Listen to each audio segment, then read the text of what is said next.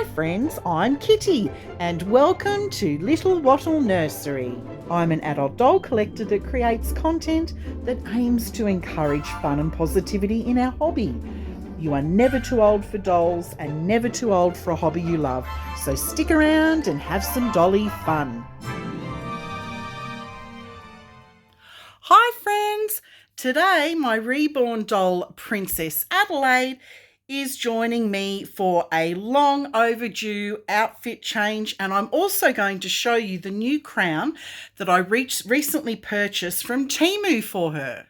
For those new to the channel, this is Princess Adelaide. She's a reborn sculpt by Andrea Arcello, and she was reborn by Kiwi Serenity Reborns. For those who are interested, here's her COA. She's number 915 out of 1650, and this kit was produced in Germany, and it's a sold out limited edition kit. You can see the prototypes on the front of the COA. And here's her nursery certificate. She was reborn by Judy West of Kiwi Serenity Reborns. So she weighs 6 pounds and 3 ounces. She's got hand-rooted hair and eyelashes. She's been painted with Genesis heat set paints, and she's been sealed with a matte varnish for paint protection. And as you can see, she was made in 2018. I actually purchased this doll secondhand from the first owner, so there was only one owner previously. And purchasing dolls secondhand, it's not only a really awesome way to save money, but by buying secondhand, it allowed me to stick to my annual budget for my doll collecting hobby. And speaking of which, today, whilst I'm doing an outfit change on Princess Adelaide, I'm going to provide you with some useful tips on how to budget for your doll collecting so that you can enjoy your hobby whilst financially surviving. I have the sweetest outfit that I'm going to change her into from Juliana. It is a 3-piece set. So I'll just start off with the cute little romper bottoms with the little pom-pom. That actually would be perfect for Easter. It's like a little bunny tail, isn't it? It's so sweet. So it's got that little white pom-pom with the satin bow, this beautiful floral print. And then the top is this sort of traditional style top that Juliana does for most of their clothes, most of their girls' baby clothes, which is the ruffled neck. It's gathered at the wrist. And then there is this beautiful cardigan to match. Isn't that beautiful? This beautiful woolen cardigan with the double buttons down the front. And I'm also going to change her crown because she is a little princess. Let me go and get that now. So I actually had a lot of problems trying to get a little princess crown for her here in Australia. But when I hopped onto TEMU, they had a whole stack of crowns to choose from. So I'm hoping this one is going to be perfect for her today. Let me get it opened. So that's the crown. Isn't it pretty? It's got a little clip that I can clip into her hair, and then she's got all these cute little diamantes. It's so sparkly, and I think it's the perfect size for her head. As my regular viewers already know, I come from a family of doll collectors, and I've been collecting for over 40 years. From about 9 years of age, I started saving pocket money to purchase dolls for my collection, and this went on right up until my late teens. As a young adult, when I first started out on my own, juggling university and paying my rent and all that kind of stuff, I often worked 2 to 3 casual jobs just to be able to fund my social life and my hobby. My doll collecting hobby certainly slowed down during that period until I gained full-time employment, and then I got married. And then when my daughter was born, I actually put my doll collecting hobby on hold for over a decade and then resumed collecting back in 2019. Now, although hobbies can be a great way to improve your quality of life and they're good for your mental health and well-being, the reality is that hobbies can cost a lot of money, and at times it can be financially difficult to allocate a budget for it. What's also important to note is that hobbies can easily trigger both compulsive and impulsive spending behaviours.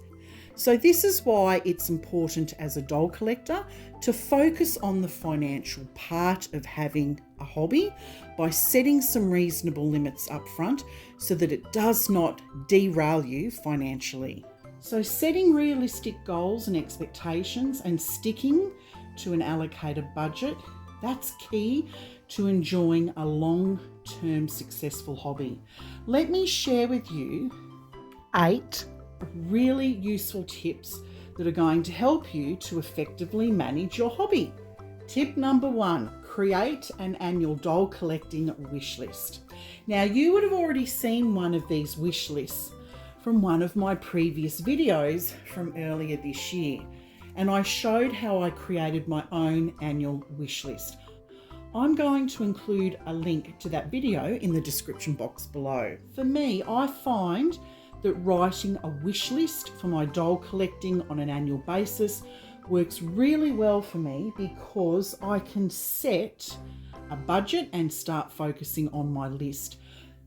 With so many doll options, it's very easy to get distracted with what becomes available. So a list is perfect for keeping on track with all my goals, and in the end, saves me money. Oh, look at this precious girl. I just want to go through some of her beautiful details before I get her dressed. She's got really beautiful eyes. I think her eyebrows have been painted beautifully. She has the whitest hair. I love her blushing, and her pouty lips are just so sweet. And look at these chunky little legs. They are just so adorable. And she apparently is, or was, I don't know now, but at the time when her kit was first released in 2018, she was the only reborn doll that was on little tippy toes. I just think she is so precious, and she's been painted beautifully by Judy West. Okay, let's move on to tip number 2. Set an annual doll collecting goal list. Again, I touched on this in my previous video. Now, my goal list is very different to my wish list because my goals do not include the list of dolls I want. My goal list includes 5 goals that I want to achieve for the year that will help manage my hobby. For example, one of the goals on my list this year is to reduce the number of dolls collected to single digits. So I'm aiming to collect 10 dolls or under this year, and reducing it to 5 would actually be the optimum. Look, I'm not going to beat myself up if I end up collecting more, but having a set goal recorded actually helps me keep on track and will help me achieve it. So as you can see, I showed this in my previous video. This is my doll collecting wish list. I list down 10 dolls. That doesn't mean I'm going to buy 10 dolls, but they're 10 dolls on my wish list. What I don't purchase in one year, I just carry forward into the other year, into, future years.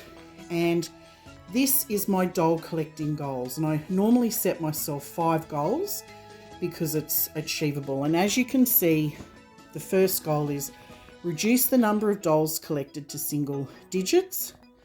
I also want to review my current collection and update my paperwork. I want to sell or donate unwanted dolls. I want to reorganise clothes and storage and display options in the nursery. And I want to redecorate the nursery. So as you can see, it doesn't need to be anything elaborate. It can be just a simple list. You don't even need to type it out. You can write it. Tip number 3, setting an annual budget for your hobby.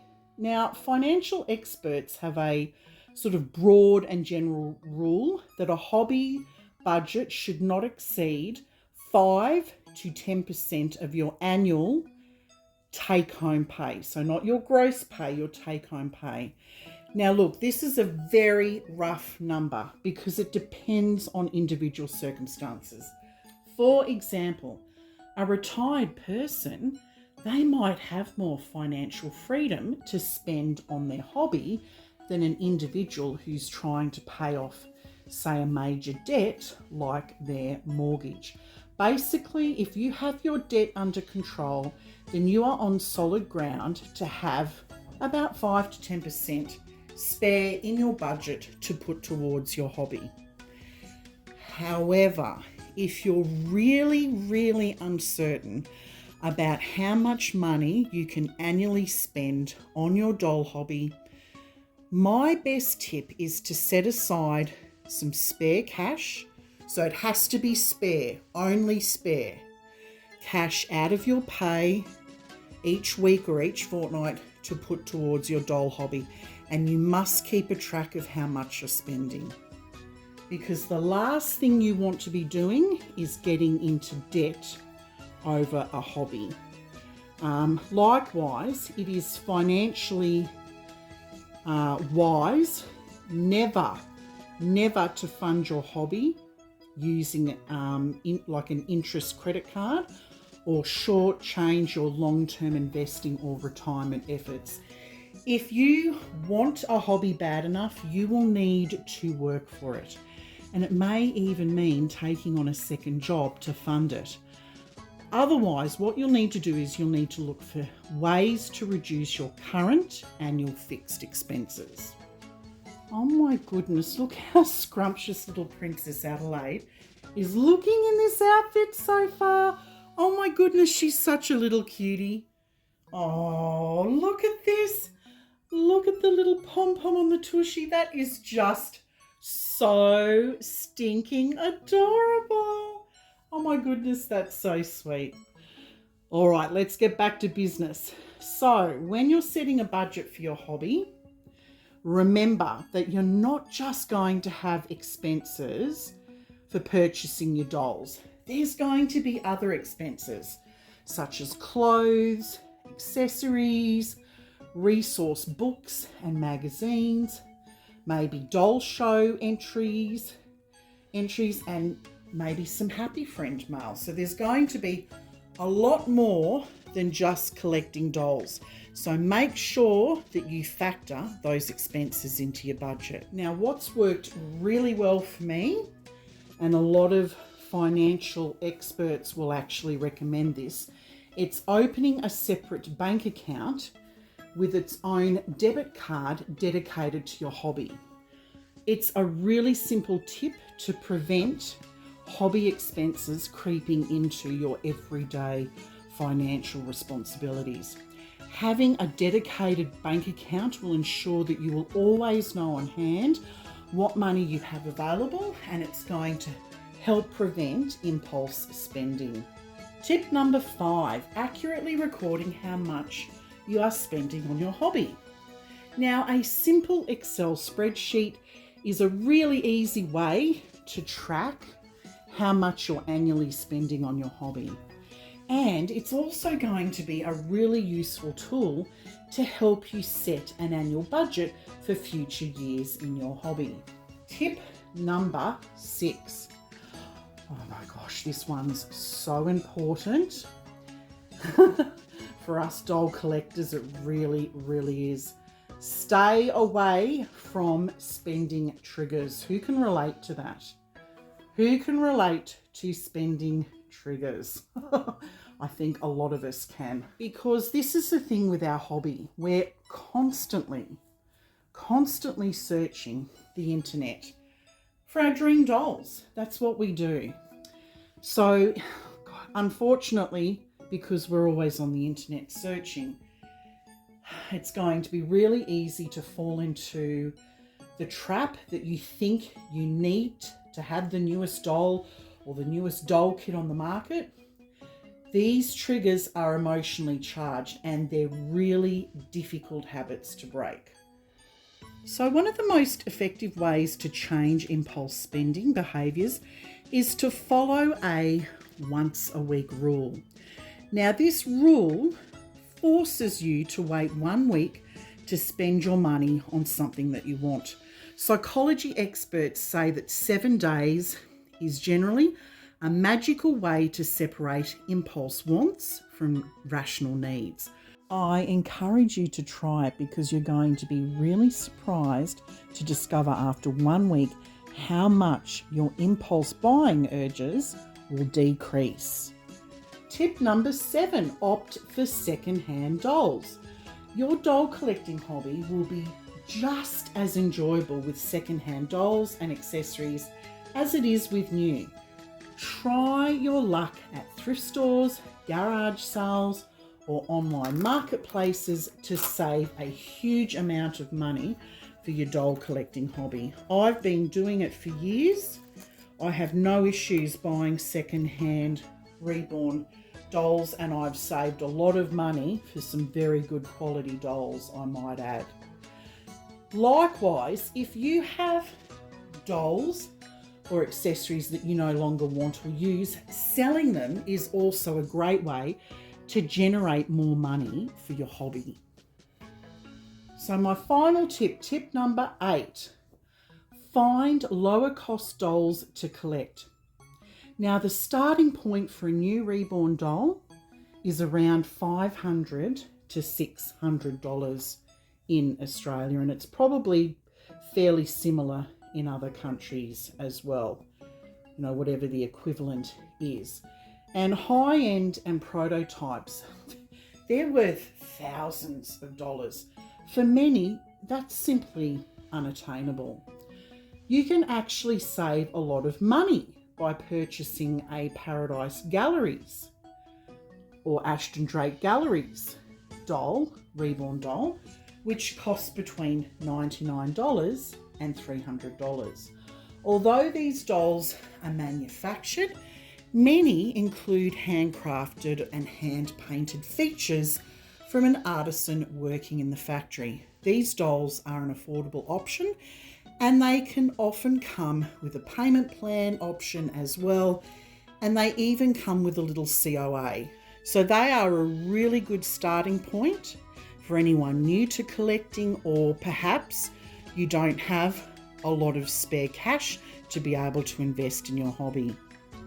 So your doll collecting hobby, it's meant to spark joy in your life. So before you start investing in the hobby, you need to be honest about your overall financial situation, how it will impact your long-term financial goals, and how you can budget for it on an annual basis. So in a nutshell, if your finances are in good shape, then you are more likely to be able to enjoy this hobby for the long term, providing you are sensible about your spending. Figure out what you need to enjoy your hobby and think twice before buying a doll just because others have it. And if you can't afford the doll collecting hobby, you'll need to consider cost-effective ways to make it possible. Things like cutting annual expenditure from your fixed expenses, taking on a second job for additional income, purchasing second-hand dolls, or sourcing dolls that are lower in cost. So let's take a final look at Princess Adelaide's outfit. Doesn't she look totally scrumptious? Oh, she is just so adorable. And I love this little crown from TEMU. It was only a couple of dollars. It really is very cute and very special. So that's a wrap on how to budget for the doll collecting hobby. Do you use any of the 8 tips I've recommended to manage your hobby? Or do you have other tips that are worthwhile sharing? Please let me know down in the comments section below. Have a wonderful day, Dolly friends, and I look forward to seeing you in my next video. Bye for now.